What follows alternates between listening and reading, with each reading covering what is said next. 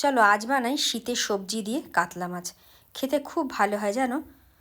রোজ রোজ মশলাদার খাবার খেতে তো ভালো লাগে না, মাঝে মধ্যে কিন্তু এইভাবে মাছের ঝোল বানিয়ে নিলে খেতে বেশ ভালো লাগে। তার জন্য দেখো একটু টাটকা মাছ নিতে হবে। আমি এখানে 4 পিস কাতলা মাছ নিয়ে নিয়েছি।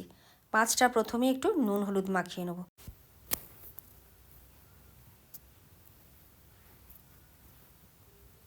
ভালো করে এরকম একটু ঘষে ঘষে মাছটা নুন মাখিয়ে নেবে, যেন মাছের মধ্যে সুন্দর নুনটা ঢুকে যায়, তাহলে মাছ খেতে কিন্তু খুব একটা ভালো লাগবে না। হয়ে গেছে, এবার এটা 10 মিনিট থাক।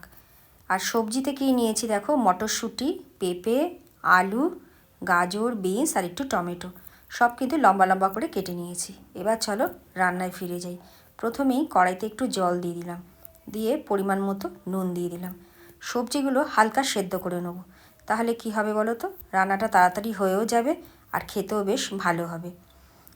একটু ঢাকা দিয়ে দেবো যাতে তাড়াতাড়ি সেদ্ধ হয়ে যায়।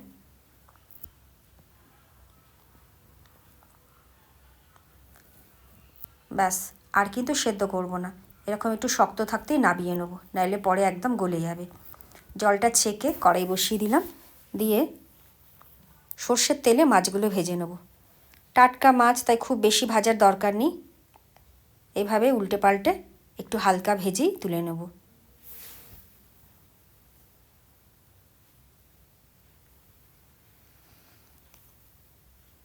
মাছগুলো তুলে নিলাম।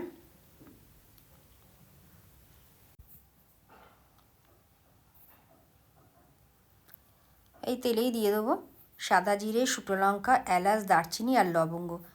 দুটো লবঙ্গ দিও, তাহলে কিন্তু টেস্টটা খুব ভালো আসবে। ফোড়ন থেকে সুন্দর গন্ধ উঠলে এবার দিয়ে দেবো অল্প একটু পেঁয়াজ। এখানে আমি অর্ধেকটা পেঁয়াজ খুব কুচি করে রেখেছি, পেঁয়াজটা দিয়ে দিলাম। পেঁয়াজটা হালকা লাল হওয়া অবধি একটু নেড়েচেড়ে ভেজে নেব।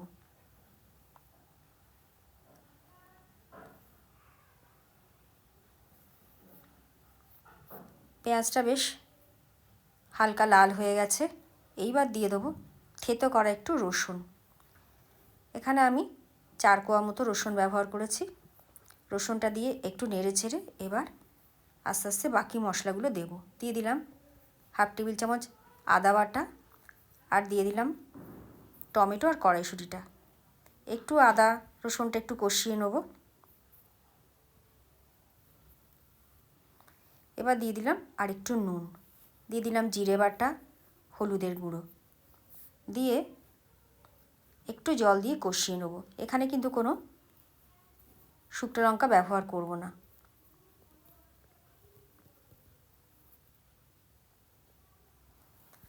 মশলাটা দেখো সুন্দর কষানো হয়ে গেছে। এইবার আলু আর পেঁপেটা আগে দেব, কারণ গাজর বিনসটা তো বেশ নরম হয়, ওটা একটু পরে দিলেও চলবে। এইবার নেড়ে চেড়ে খুব ভালো মতো কষিয়ে নিতে হবে, আর তাতে আলু পেঁপেটা আরেকটু সেদ্ধও হয়ে যাবে।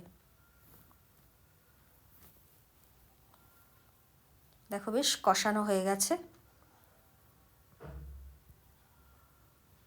এইবার বাকি সবজিটা দিয়ে দেবো, দিয়ে আবার একটু কষিয়ে নেব। মিনিট 2 রান্না করে নেবার পর যে জলটা দিয়ে সবজি সেদ্ধ করেছিলাম, সেই জলটাই কিন্তু ঝোলের জন্য ব্যবহার করব। ওই সেদ্ধ করা জলটা কিন্তু একেবারেই ফেলবে না। দিয়ে দিলাম, খুব ভালো করে সব কিছু একবার মিলিয়ে নেব। আচ্ছা, এই ঝোলে কিন্তু আমি কোনো লঙ্কার গুঁড়ো ব্যবহার করিনি, তাই বেশ কয়েকটা চেরা কাঁচা লঙ্কা দিয়ে দিলাম। এতে ঝোলের কিন্তু ফ্লেভারটা দারুণ আসবে।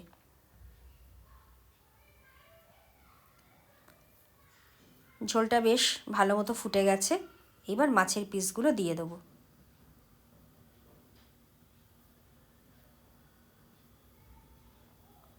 ব্যাস, এবার আরেকটু ফুটিয়ে নেব।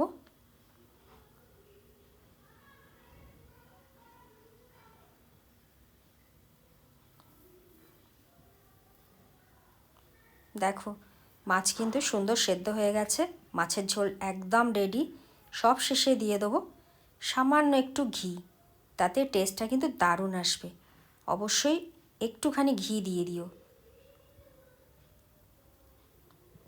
খুব কম দিয়ে একটু মিলিয়ে নেব, খুব হালকা হাতে মিলিয়ে নিতে হবে, মাছ যেন ভেঙে না যায়। হয়ে গেছে, এইবার গ্যাসটা বন্ধ করে দেবো, দিয়ে একটু ঢেকে রেখে দেবো মিনিট 10 জন্য। তাহলেই কিন্তু রেডি হয়ে যাবে দারুণ স্বাদের এই শীতের সবজি দেওয়া কাতলা মাছের ঝোল। গরম গরম ভাতে অসাধারণ খেতে লাগে। একবার অবশ্যই ট্রাই করো, আশা করি তোমাদের খুব ভালো লাগবে। ভালো লাগলে একটা লাইক করে দিও আর কমেন্ট করে জানিও ভিডিওটা তোমাদের কেমন লাগলো। আজ এই অবধি, ফিরবো আবার নতুন ভিডিওর সাথে। সবাই সুস্থ থেকো, ভালো থেকো।